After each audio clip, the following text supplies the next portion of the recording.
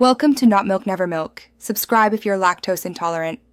You start by confirming the lock type and measuring the backset, 2-3/8 or 2-3/4 matters for fit.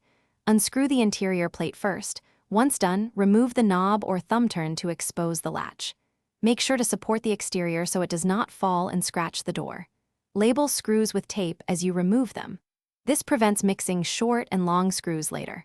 Once the faceplate and latch are out, clean the bore for the new hardware to seat properly. Next, insert the new latch and orient the beveled edge to match the door swing. This ensures smooth operation. Make sure the latch faceplate sits flush. If it doesn't, chisel a shallow recess so screws sit level. Pre-drill holes for screws to prevent wood splitting. Once the latch is secure, mount the strike plate temporarily and close the door to verify alignment and about 1/8 inch clearance.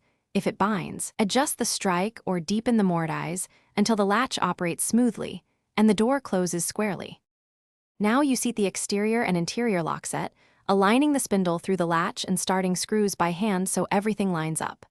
Tighten screws evenly, alternating sides. Over-tightening can warp the mechanism.